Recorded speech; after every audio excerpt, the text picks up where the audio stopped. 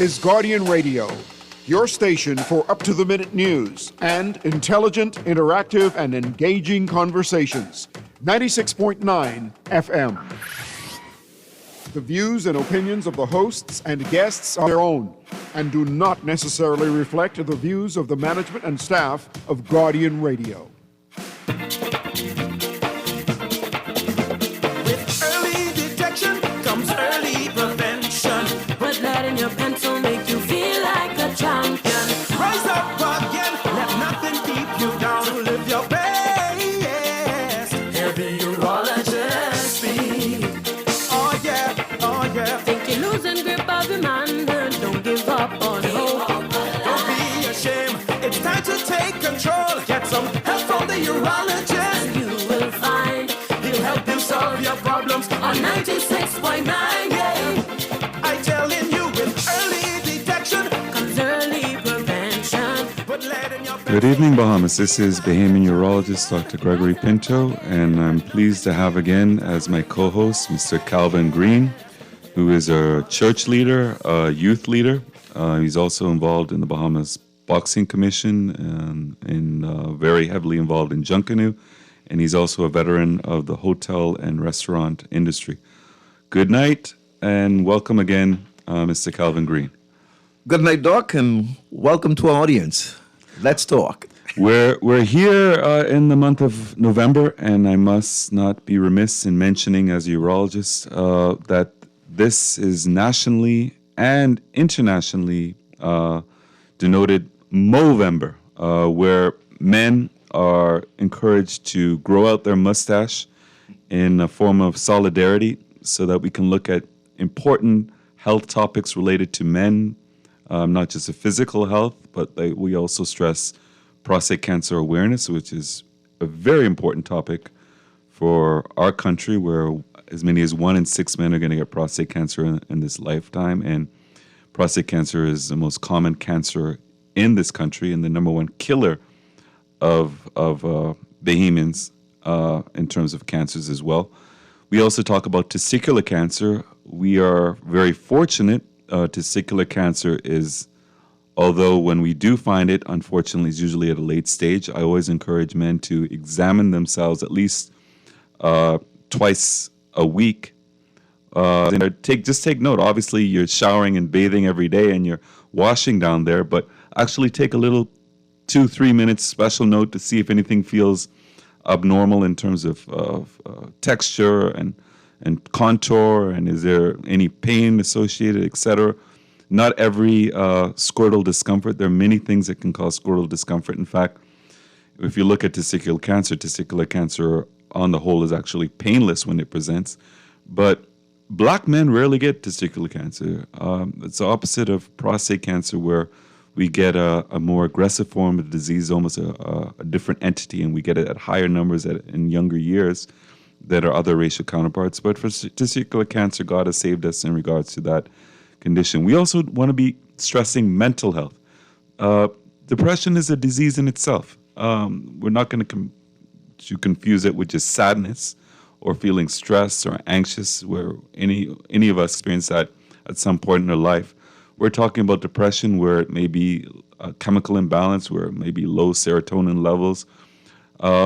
That can manifest in so many different ways, can even lead to physical ailments. We always have to talk about making the Bahamas whole again. We're going to talk about the mental issues in terms of depression, anxiety, and stress. We're going to talk about the physical issues, whether it's the non-communicable diseases that are overwhelming our country in the form of hypertension, diabetes, heart disease, obesity. Cancers, we are overwhelmed with cancers, male and female, breast cancer, colon cancer, prostate cancer, are of course the big three. But we also want to talk about the social ills that are afflicting our country. We can have the healthiest nation on earth, but if we're afraid to go outside our doors, if crime is dictating our every life decision and existence, it's not a life worth living. But my bigger question, do you think, Mr. Calvin Green, as a nation, are we happy? Is the Bahamas happy? Are we a stressed nation, or do you think that we are happy? Obviously, everybody has their economic stresses. It's a very expensive country to live in. But do you think, as a whole, Bahamians are happy? my observation is, and I could be very wrong, while I don't have a scientific analysis of this, I don't think we're so happy. Well, you're a man of the people. You speak to people every day. You're a people person. You've been around.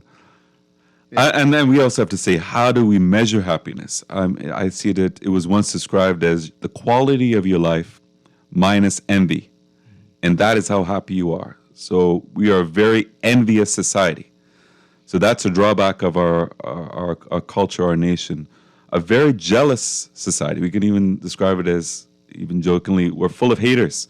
So anything positive happening in someone's life, whether it's your neighbor, your church member, your cousin, whether it's a job promotion or an award of recognition, a new car, the purchase of a new home, someone getting married, there are too many people in our country who are consumed by envy and hate. And it's a horrible distraction, and it's affecting the quality of our life by us never allowing us to be happy for what we have. So we spend too much of our lives, too much energy obsessing over what others around us have instead of taking pleasure in all the wonderful that we have going on in our own lives. So we also have to emphasize there's really no thought into what does someone go through, the years of sacrifice, the years of failing, the years of falling down on their face and picking themselves up to succeed, to be able to purchase that home. How many failed relationships and disappointments would someone possibly and more than likely went through before they found that perfect soulmate and got married? But if we're too far jealous of the end result and that what we see, and materialism is ruining our country. So if you live your life continuously wanting, you're essentially deferring your happiness and replacing it with discontent. And in the moment, and if you are constantly on the move and working continuously and not essentially taking time to smell the roses, life is going to pass you by, and you're not going to enjoy the here and now. And it's important. Life is not promised to any of us. So I always ask the question, if you were told you had 6 months to live, what would you do with your life? How would you live your life differently? Would you be obsessed over the small matters, or you would just look at the most important matters in your life, which should be family and friends and your community? Well, Doc, in my opinion, Bahamian measure happiness in money. Which is very sad. Which is in money. They don't, happiness to them is not in terms of the things that you talk about, a nice surrounding, going to the beach, enjoying the simple things of life. They measure happiness in money. And that's why we have so much unrest in our country. This union won this union won that, this person won that. The taxi drivers out, they having whatever they're doing out there. And so our happiness is always tied to money. And no matter how much money you pay, it still becomes a problem because they find something else to do with that money. And so there's not in terms of happiness, that platitude is never reached because it is always measured in money as opposed to the simple things of life, enjoying something. And that's our problem. And we have to look at the mentality of the young persons, particularly men in our society. I was speaking frankly with a 16-year-old several months ago, and and this was during summer holidays, and I was asking, what are you doing for your summer? How are you making this a productive summer? How are you improving yourself? How are you helping your family? How are you helping your community? So he says he stays up all night watching TV, playing video games. So I said, do you read a book? No. I put down the books because school is over. So I said, don't you think you can gain something by learning? Don't you think you want to keep your mind active? Don't you think that it's wonderful to extend your educational endeavors? No, I'm not going to pick up a book until I have to in September. So I said, what are your dreams? I mean, why don't you get a part-time job? Why don't you volunteer? Why don't you help your family? Why don't you clean your yard? He said, no, this is my time to just relax and take it easy. I said, well, what are your dreams? What are you looking for in life? What do you want to be? said, well, I've been looking, I've been doing a lot of research, and my dream is to own a Rolex watch. And I just shook my head, and I said, what is the importance of having a Rolex watch? You should first look for happiness. You should look for contentment. You should look for fulfillment. Right now, you should endeavor your very best to get the highest level of education possible, to have as many degrees behind your name as possible, to see the world, to experience the world, to improve the world, and you can start with improving your own community. The last thing you need to be worried about is a Rolex watch. The first thing, this is a very violent society. By having a Rolex watch, you're putting your life at danger, and that's comes to the greater matter of not just materialism, but this is a crime-ridden society. It's going to take our society down. It's going to destroy our tourism golden goose. How can we rectify this crime situation? What are your thoughts, Mr. Calvin Green? Well, it comes to, we have to ask ourselves what kind of society we want. What kind of Bahamian society we want. How do we want to live? Do we want a kinder, gentler society? And while this may all be what I call philosophical, people respectful of older people, respectful of how you drive on the road without having to someone blow you 10 times just to move. Or respect for other person's possessions. Yeah. Yes. You know? And so what kind of society we want to develop? And I think that is a very important question in our life right now, what kind of society we want, because we don't know what kind of society we want. And so we're all over the place, and we don't treat each other well. Some people don't even know the person who lived next door to them, because we have this thing that we have now arrived to what I call a certain station in life, and so I don't need to know the fella next door, or I don't need nobody. I don't even need God. I agree. We have a very fragmented society, and the days gone by where communities raised each other's children are long gone. But if we don't confront the crime problem realistically, without empty slogans and really looking at the problems, then crime will continue to destroy our country. Let me give you an example. A 10-year-old who is going to, in 10 years, end up committing armed robbery or murder. This is a scared, disillusioned 10-year-old who doesn't have any positivity in his life, likely never had anyone who loved him, sees no purpose or no future for himself. He has no love for himself, much less his family or his community. We need to reach out to these young persons before they become the armed robber, before they become the murderer, before they become the rapist. Let us save these 10-year-olds. And we put so much money into locking up these men, which we must do. But why don't we prevent the next generation from going down? Why are we having a factory of creating criminals more and more every generation? That has to stop. Nobody is born a heartless, ruthless killer. They are created, and the lack of family structure, the lack of a father in the household, a lack of discipline in the school, a culture that's obsessed with materialism, that is tearing our country apart, and that is leading to criminality, and we need to address it. We need to save the next generation. We need to turn things around. I'll talk about another personal story. I remember this is 40 years ago. I had a friend who spent the whole summer working 2 summer jobs because he wanted this bicycle. And he worked, and he at the end, I remember in August, he got his bicycle.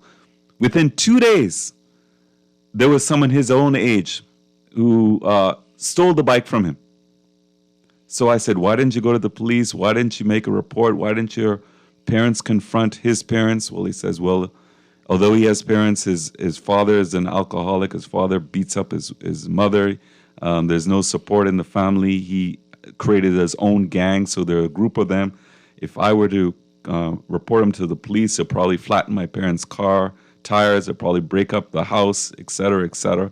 So this man was doing all the right things, worked himself, and gave up his whole summer to get a bicycle, and this young man just took the bicycle without doing anything. I said, what did this guy do with his whole summer? Well, he just smoked weed all summer. So I just happened to speak to this guy who never came back to the Bahamas after university. He went and got 2 master's degrees. He went into an area of technology that the Bahamas would love to have. He's a very successful man living in Florida right now with an American wife. And I asked him why he never came back to the Bahamas, and we would love to have him come back and do great things for our country. And he said that instance where he felt that he did everything right and society could not pretend, could not do anything for him. He said he didn't want his son to grow up in such a society, so he never came back. And then he went further and he said that, I said, what happened to that young man? Did you ever find out whatever happened to him? He said, you know what? Not only did he end up in a life of crime, he was on bail twice, ankle bracelet. The first time was for murder. The second time was for armed robbery and attempted murder. And when he was on bail for the second time with ankle bracelet, he was killed in a drive-by shooting, and his cousin was killed at the same time. So we saw, I could have, even as a young man, I could know that this man was going to lead down the wrong road. Where can we save these young men from going down this road? These men just aren't created in a year and not created in 2 years. These men are going, you can see it, and it's almost like a runaway train. We're helpless to stop it. We need to institute some way to save these young men before they destroy themselves and destroy the fabric of our society. But Doc,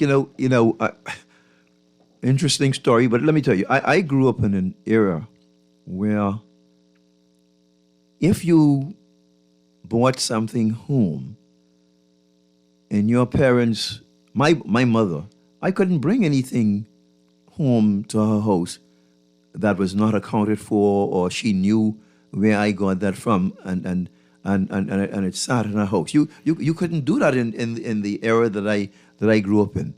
And you see, we cannot continue to keep blaming or putting the responsibility of being a good mother or a good father on the government or the school or the teacher.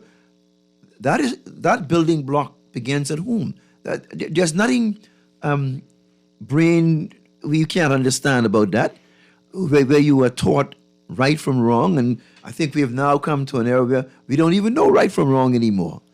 You could do, and so when you talk about the young man who will be killed, or you have to, your parents have to show you the way, and mothers in our country have to stop cloaking men, young boys, knowing that they're doing something wrong, but because they're bringing home TV and cell phone and this and that, they accept these things.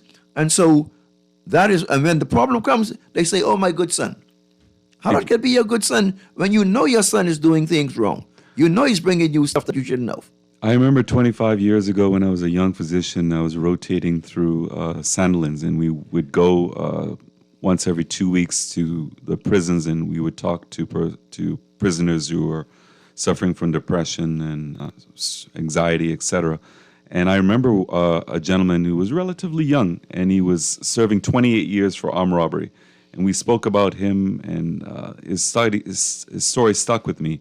And I asked him, I said, was this the first time you were caught robbing someone? And he said, no, this is probably the 50th or 60th time. Too many times to count. My life was being a criminal. And there are hundreds of men in this country.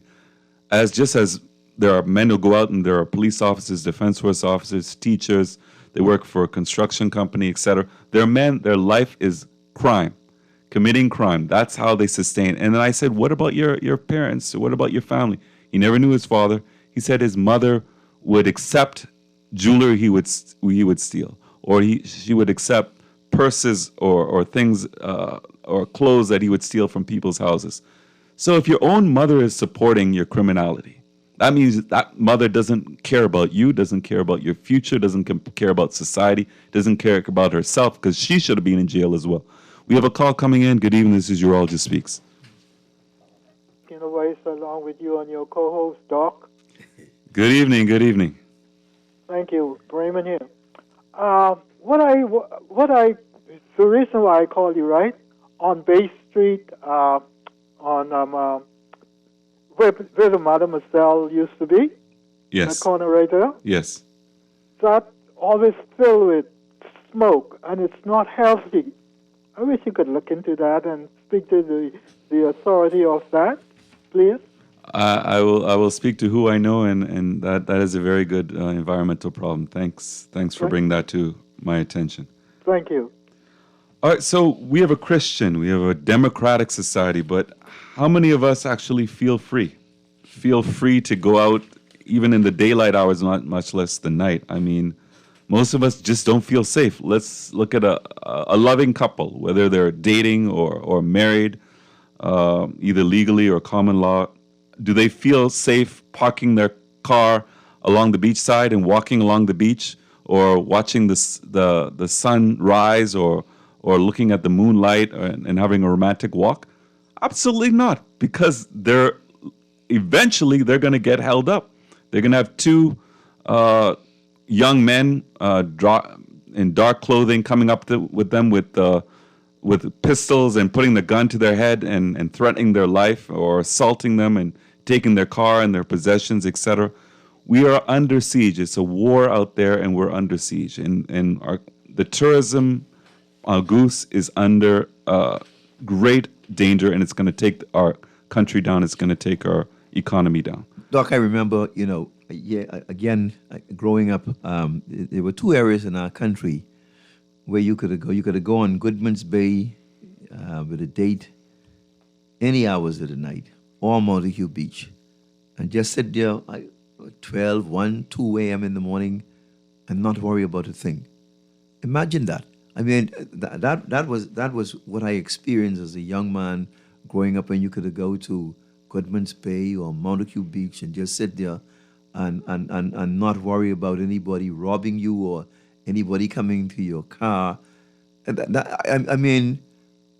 I don't even know how I was just talking with my mother today, and we were talking about the days when we could have gone to sleep. We went to sleep many days and left the door open. Sleep with the door open. Or my grandmother falling asleep on the porch and not having to worry about anybody robbing or coming to kill you. Or I know those days could never come back, but those were the kinds of days that I experienced as a young boy growing up. You could have just leave the door open, the back, the front door open, go to bed, and not worry about a thing. That was the kind of Bahamas I grew up in as a young boy growing up. Well, that is not all completely gone. There are some family island communities where you can do that.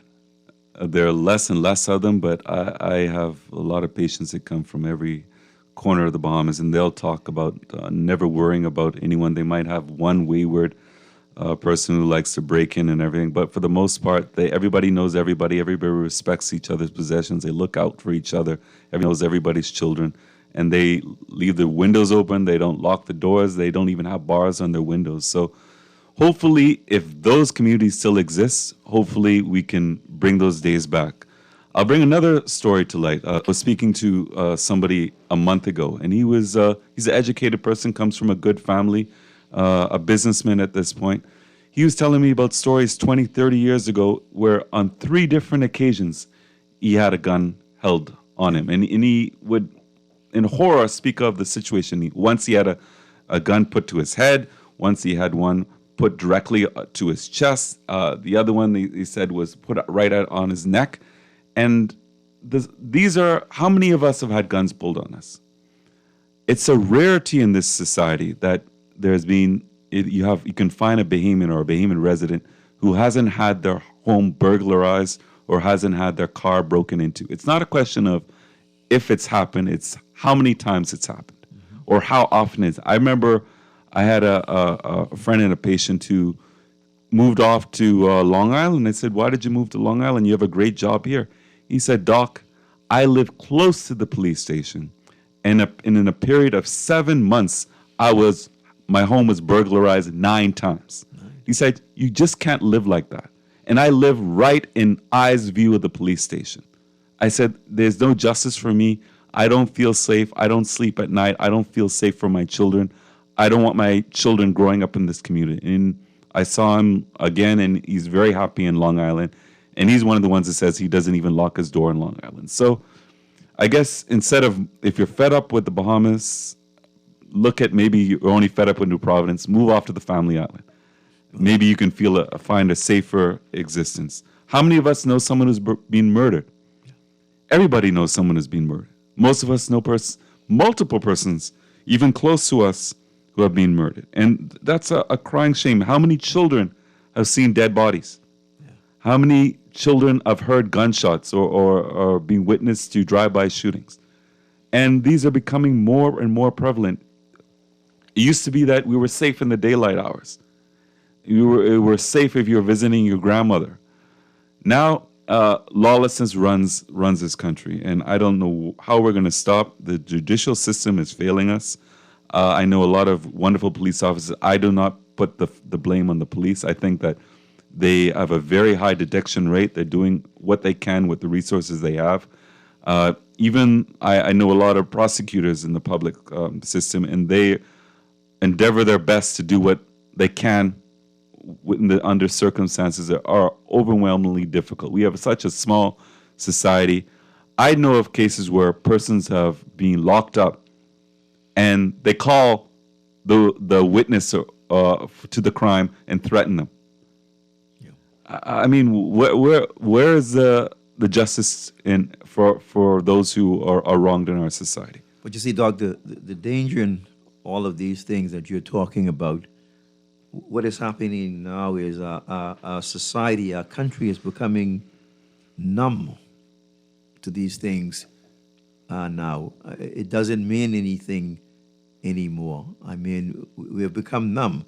And people generally do not react until it happens to them.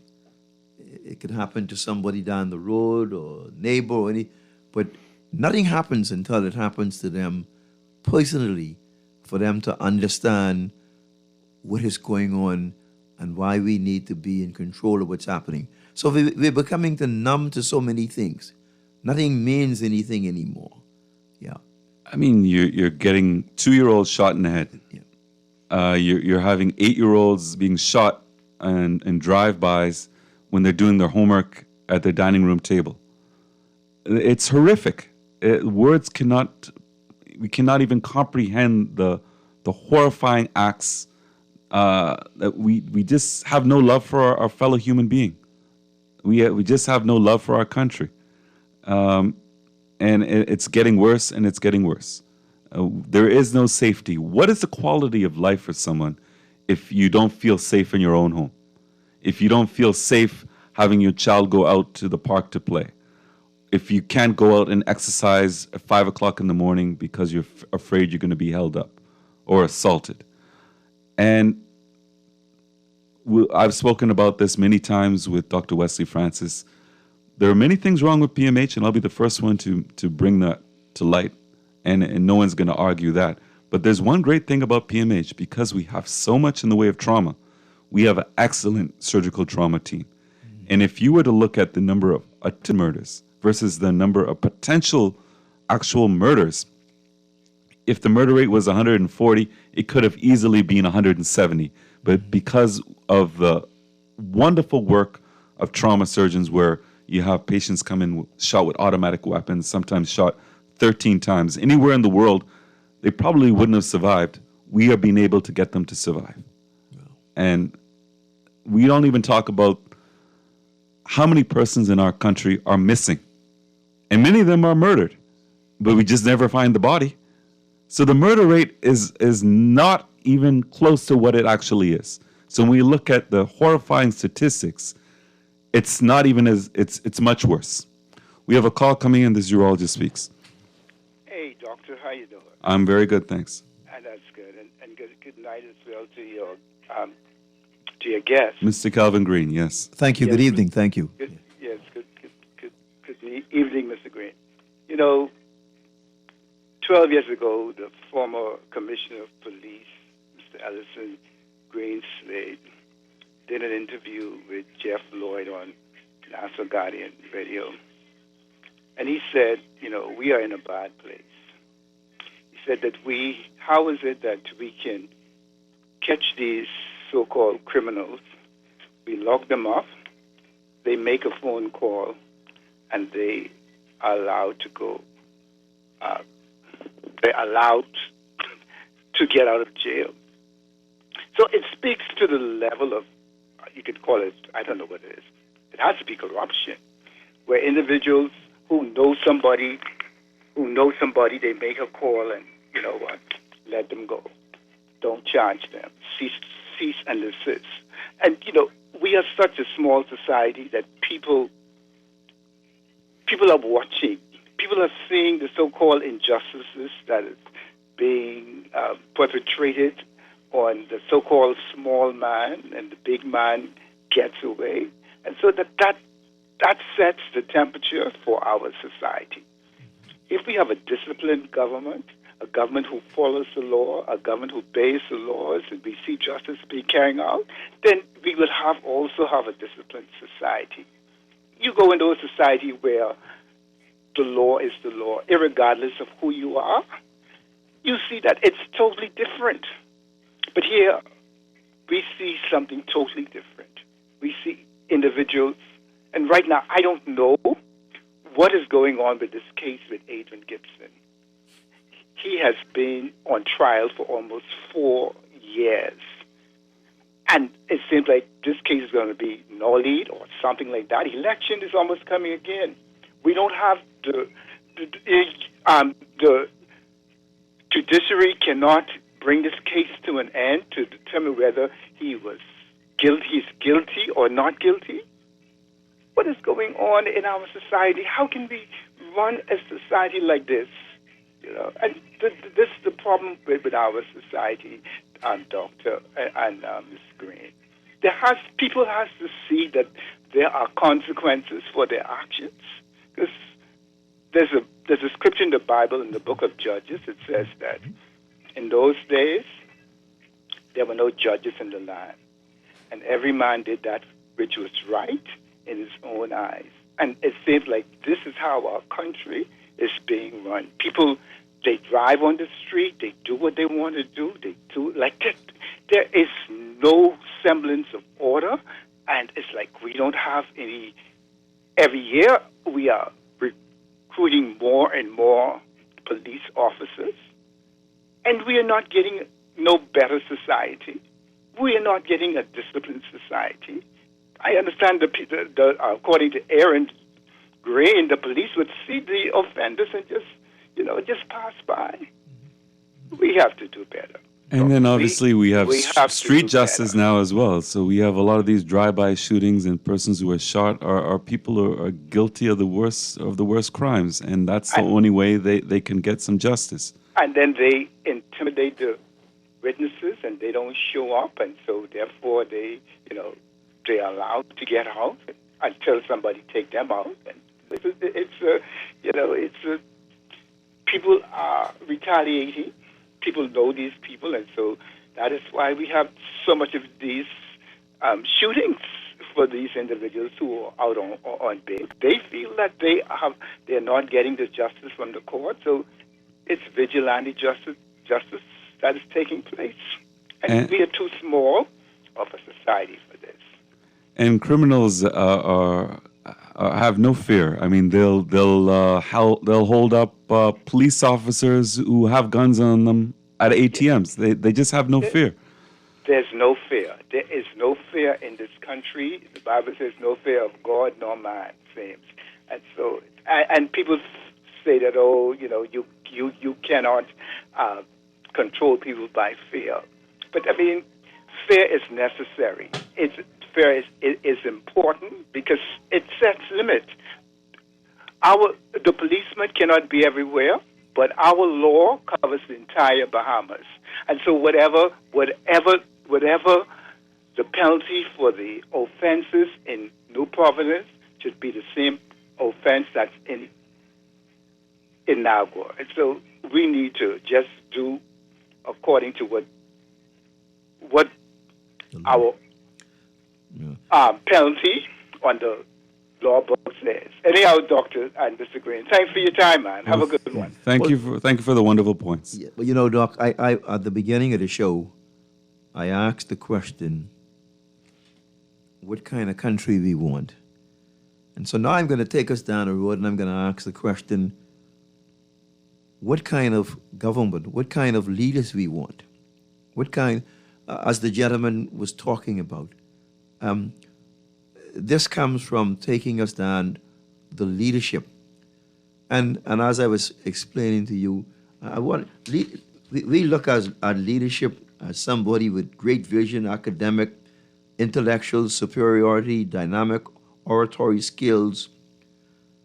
But the thing we miss with a leader is the moral force and stable character. Moral force and stable character. These are the kinds of things that we are missing from those who lead us. Moral force and character. Not someone who can just be a great orator and talk big and they say good negotiator, but they have no morals. And this is what is killing not only our country, but the world. Moral leadership. I agree. We have another call coming. This is Urologist Speaks. Good evening. Good evening.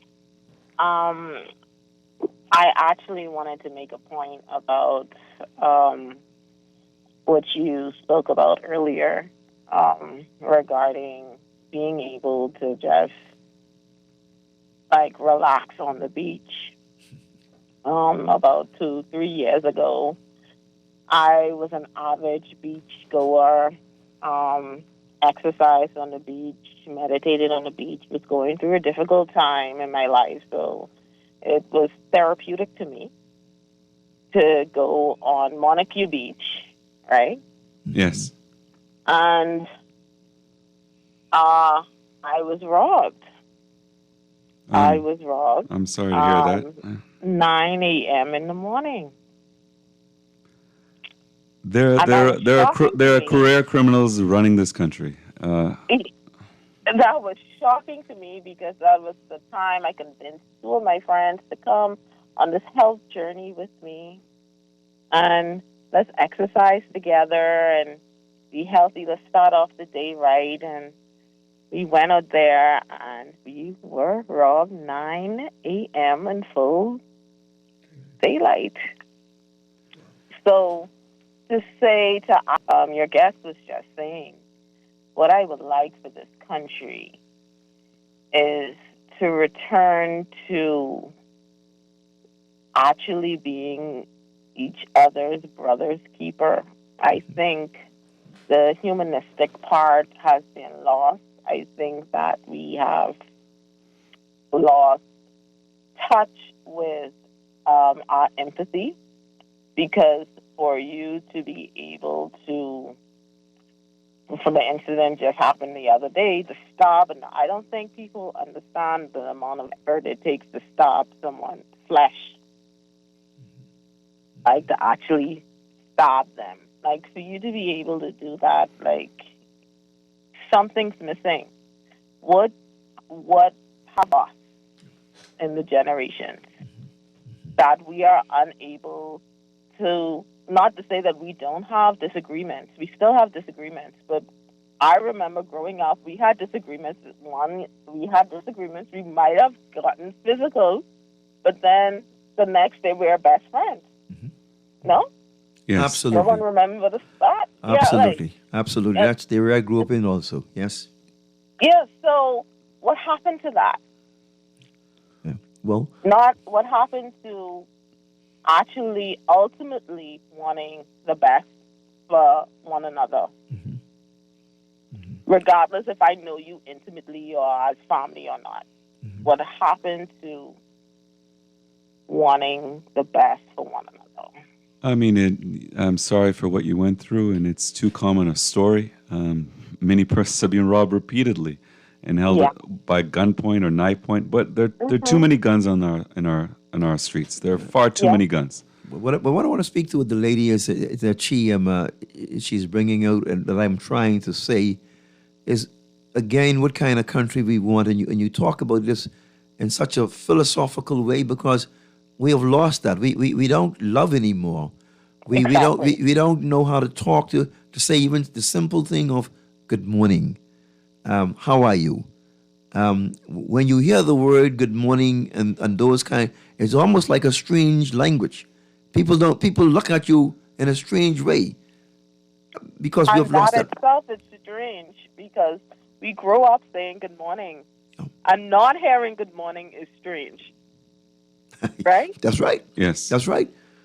I remember in the hotel industry, and I always talk about this, is because a lot of expatriates come into the industry, and the first thing a Bahamian, you walk into the room, you have to say to them, good morning. If you don't say to them, good morning, they're upset, they're mad. They say you're prejudiced. Because that's how we were used to. You have to, we begin the morning by saying good morning to each other. Yeah, we're losing our way, and we need to catch ourselves.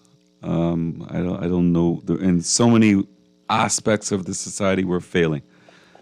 Well, and this is why I want to go back to that word, the leadership. How do we, we have elections coming up, and I'm not talking about leadership in terms of PLP and F&M.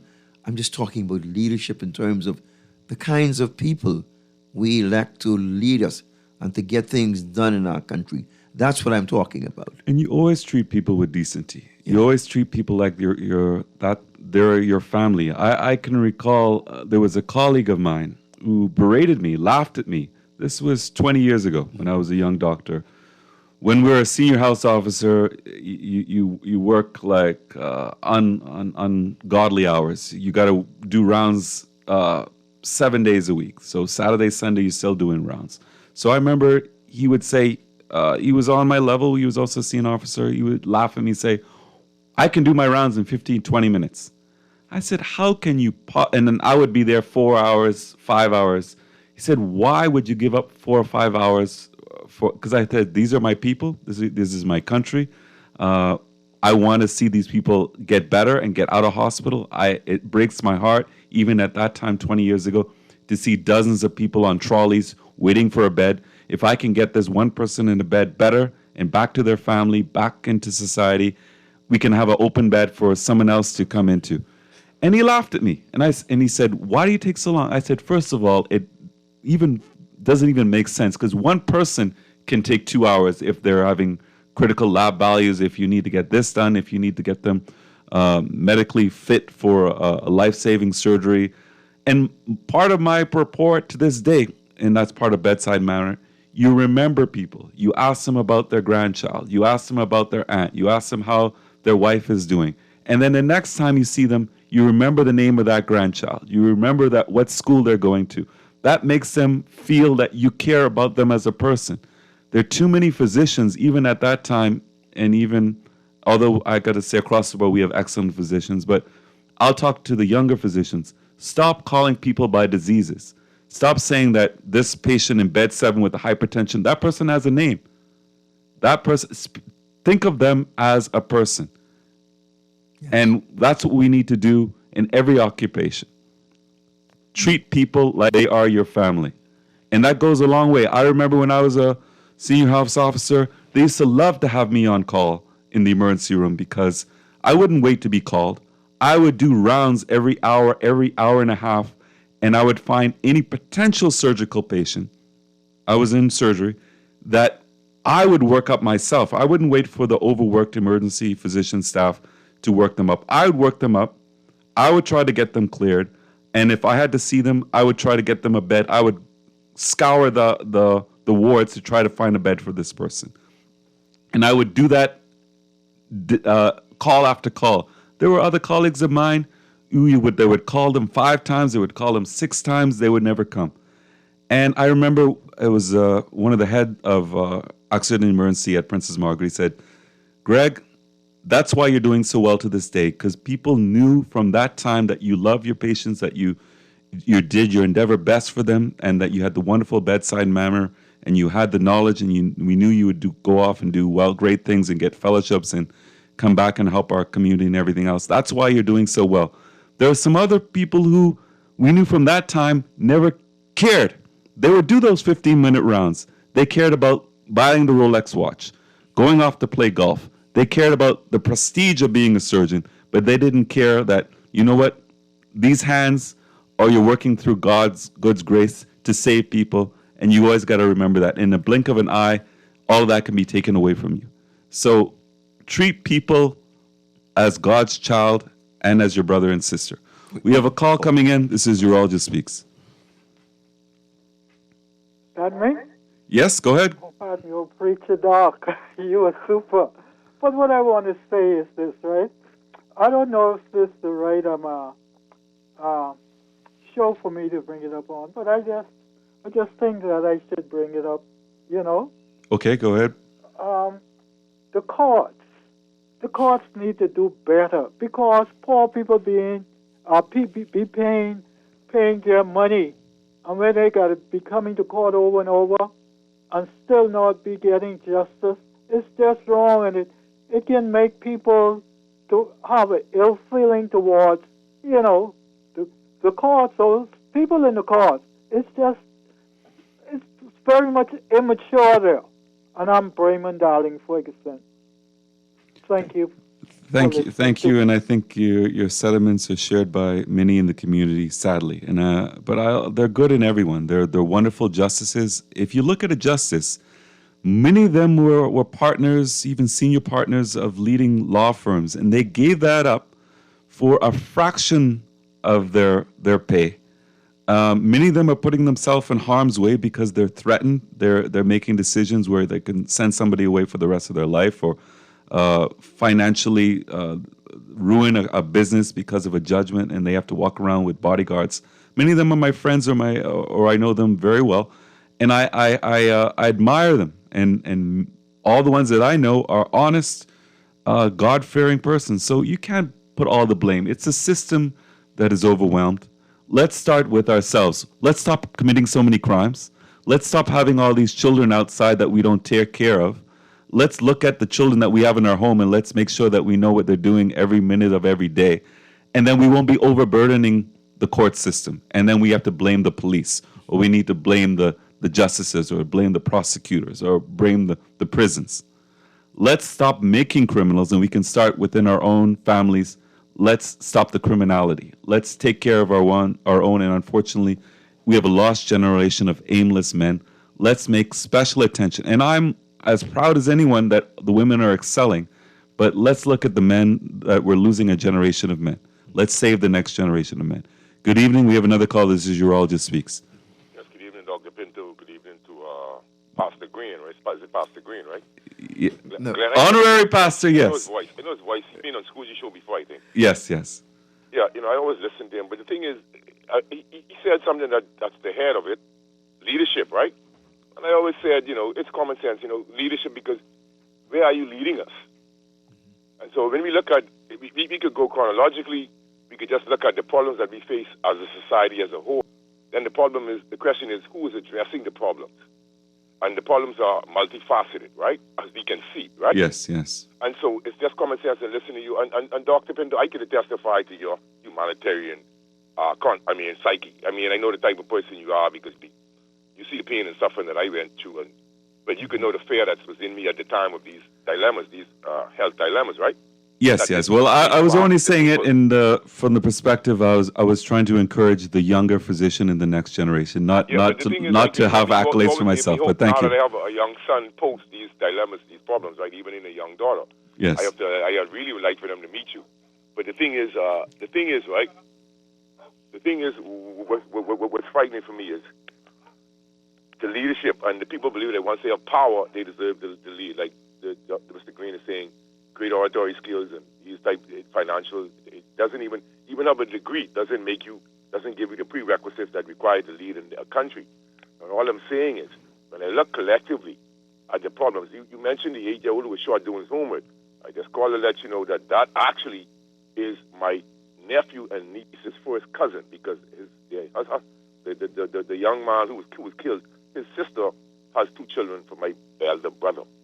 Yeah, no, it's a very. And let me just ask a question. Wasn't that person who was charged with that crime actually fled the country and he had to be extradited back to the Bahamas? Am I correct? Yes, Is that the correct He was case? caught earlier part of this year. I mean, what was he doing on bail? But I don't know. But I think he's influential somewhere along the line. But the thing is, his mother was always posting things on Facebook, and I urged her to stop that. But the thing is, he was killed because the person came for a neighbor. Okay. And it just happens to subsequently be sitting there.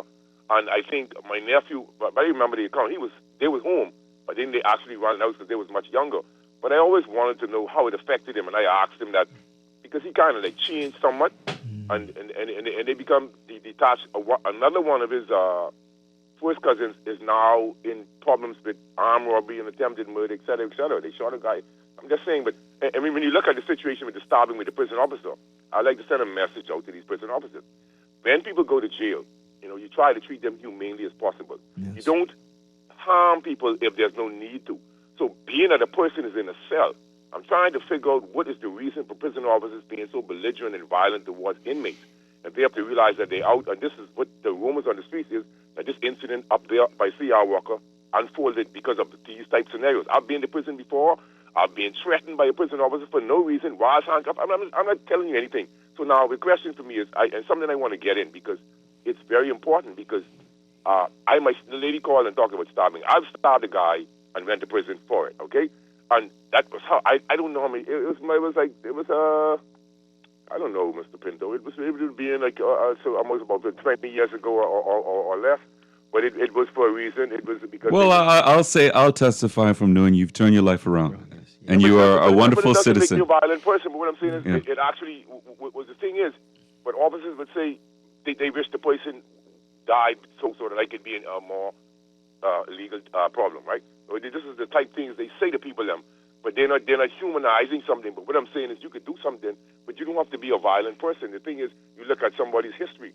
But if you look at institutional violence and what is being done to curtail it, as it relates to police officers, prison officers, government people who, we see the situation where the young man was killed and dumped out South Ocean, and we saw the voice notes with this and that, and nothing is being done. So, and then we have the Minister of National Security still coming on the radio saying the pool of collecting public servants is from the public.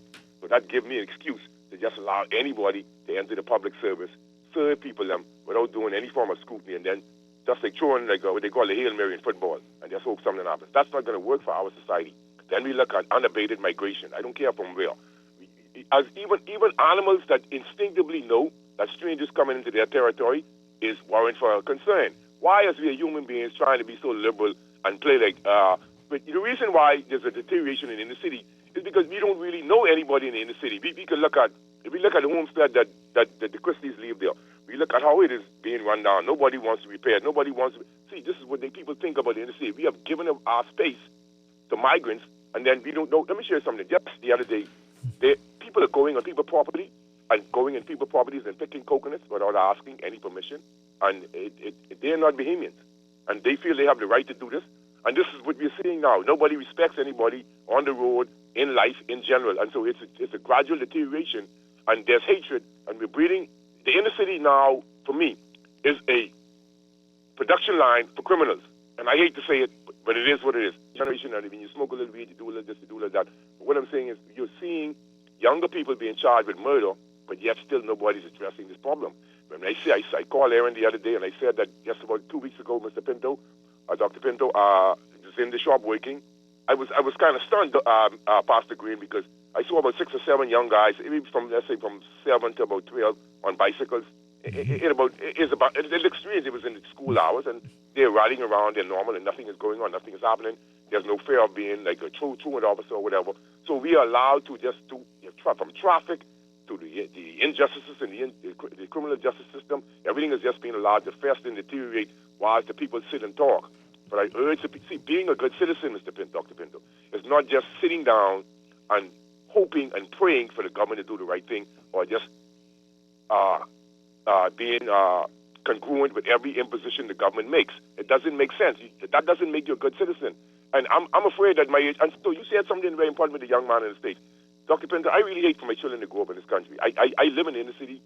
I grew up out east, grew up in Sunshine Park. My parents sent me to private school. But when I see the deterioration, I'm afraid for my little son. There's nowhere in the world, when I look at what's going on in the government schools, et cetera, and the things that my little daughter is telling me and I'm seeing is like, what are we doing to stop the problems? What are we doing? Let me ask you a question. When your children go off to university and they achieve greatness, are you going to encourage them to come home, or would you encourage them to not come home? She has a bachelor's degree. I think she's doing a master's degree, so my brother told me. And I know she's going to stay up there in Minnesota. I just know her. She's not going to. And I think she has a degree, she has a degree in psychology, and she's doing business or accounting and something else. But she's very bright. She graduated from Saks in Augusta. So what I'm saying is, I can't tell them. I have two cousins from Exuma. One was the track star, one was this one, and they didn't come back. One is my first cousin, Vincent Forbes. He's back in Freeport. But what I'm saying is, he's a heart surgeon and a heart doctor. What I'm saying is, how many of them are not going to come back? That's what you're looking at. But let me say something about that. The country becomes what is called a brain drain, and it also speaks to the fact that if you don't protect what you have, you won't have it. And so I encourage anyone who goes off to school to come back home. Yes. That's the only way we are going to change what we have. But not cutting you off, Pastor Gray, we have to make them feel, we have to value them. This is what I'm saying. You could imagine if someone like Dr. Pinto, Dr. Gray, all of these different doctors, Robbie Roberts, all of these different people didn't come back, doctors. You didn't come back, but what I'm saying is you have to appreciate. You see, when I hear doctors crying about pay and the nurses crying about pay, I get so angry because these people are very important. You don't understand that. When my wife saw a doctor named Dr. Markey the other day in the hospital. They had a conversation, and what was disclosed. And so I know that people like Dr. Markey love the Bahamian people. So you could imagine if these people don't come back, look at the situation with the hospital. This has been allowed to fester. To be honest with you, Dr. Pinto, but when I sit and think about being in a hospital with no AC, no comfort, no serenity, I'd rather commit suicide, even though God is on my side. I just can't, to be suffering and pain, I'm very reluctant. I'll take my last $40,000, $50,000, $60,000 and try to. But I hate to do it because I have young children. I'm paying taxes more than disproportionately paying taxes as I have a small business. I spend a lot of money in these fabric places. I spend the money more than doing what I'm supposed to do. And then I have young children at this age. There's no concessions they're still banned on children's medication, children's clothing, etc. But yet still these fools running around here with PLP and F and them. Dr. Pinto, I'm so sick. I'm ready to give up the ghost because I wish there was 50,000 people where I could go downtown and show the government what time it is because these jokers who people worshiping Dr. Pinto, it sickens me most, Pastor Green. People putting trust in mere men, simple flesh that hurts my heart. We are powerful as one set of people. We need to come together and stormy the weather. I'm not even worried about hurricanes and extraterrestrial and climate change. And you got people pushing these agendas, Dr. Pinto, and I swear to God, they're very ignorant about these things and just being driven like cattle about whatever imposition people are doing. You think I worry about any climate change? I worry about these youths running around here with these guns and everything. Y'all have a good night, man. Well, thank you, and you're very frustrated like many of us, but you can never give up. That's what we're here. We're trying to do something. We're trying to create some positivity, and I think the media is also at fault. There's not enough highlighting of positivity. So many, we're trying to reach out to the young men we're losing that generation of young men. There's so many men doing great things. We don't hear anything about it.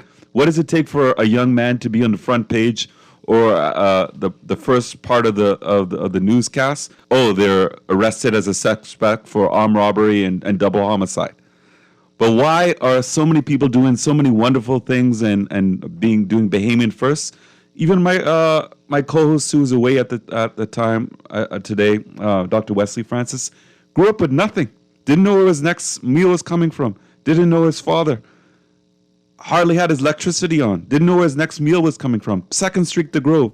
He went on to become the first fellowship-trained surgical oncologist in Bahamian history. I've never seen anything written about him in the paper. I don't see him in the front page of the paper. I don't see anything in the news about him. Those are the kind of stories that can inspire someone who's from 2nd Street, The Grove, to know that if he can make it, anybody can make it. So I think the media is also at fault. We need to have, obviously you need to have a crime report, but does it always have to be on the front page? Can't we have some positivity when things are going well, so that we, even when the tourists, even if they don't buy the Master Guardian, when they go by and they see it in the store, they can see, all right, these some great things are being done in this country, not rapists arrested, or double homicide suspect arrested, or this one sentenced to 28 years in jail for molesting his 3 children, or et cetera, et cetera. Let's have some more positivity so we can have a glimmer of hope. Okay, so you're so right, and I mean, it must be interesting for tourists when they pick up the Guardian, and that's the first thing they say. But I'll go back to that question again, and I'll keep asking it: what kind of country, what kind of society we want? And as Bahamians, we really have to think about that. What kind of country we want? What kind of society we want? In order to change direction, or to, as the gentleman who called earlier, so frustrated about everything that is happening, we have to ask, we have to do better. I mean, we can start with, if we have the nuclear family. We spoke about this at length last week. If we have a married couple living under God's message, loving their children, showing them the right and showing them the wrong, guiding the path for them. But then we look at 75% of Bahamian homes are headed by a woman carrying the weight of the entire household. And there's a huge mating gap in the Bahamas. We talk about the frustration of men, women as well. I mean, between the type of men that a woman, the typical Bahamian, educated, successful Bahamian woman is looking for, and the life partner / husband prospects that are available, and the type of men that are available. There's a critical dating recession in the Bahamas, and there are many women who never get married, never have children, because they've given up, because they can't find that life partner, because they're outnumbered 10 to 1. Yeah. Well, I mean, they're just not on what I call, when the Bible talks about being equally yoked, how do you find a man that you could relate to, that you could have an intellectual conversation, a decent conversation? You can build a future, you can plan. And most of our men are out to lunch. The only thing they can talk about is the next beer. I mean, so we have that's a real issue. I mean, the Bahamas is seeing a critical and a horrifying decline in highly educated and successful married couple. And that should be the bedrock and foundation of our future in our society.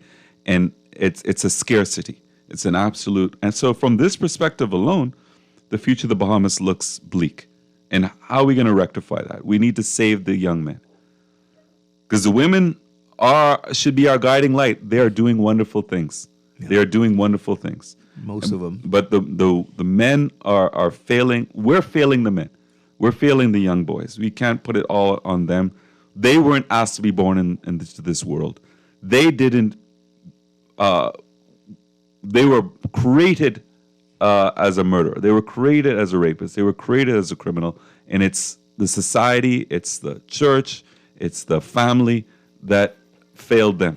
And it's a crying shame. The Bahamas is suffering from a loss of positive male models. There are not enough males in the education system, not enough male teachers, male principals, and male guidance counselors. So if you don't have a father in the home, at least when you go to school, and you spend most of your life as a child in school anyway.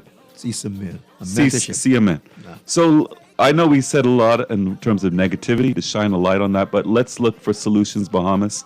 Let's have a healthier body. Let's have a healthier mind. Let's have a healthier society. Any last words, Mr. Calvin Green? Well, I will go back to I want to say what kind of country we want. We have to think about that really, really seriously and see what we can do as Bahamians to make our country better. Let's have a healthy and safe week, Bahamas, and we'll see you next week, Wednesday. Good night. Without the leak, just tune in today. How do you all have to speak? Live better, Live better, live stronger. live stronger. With the help of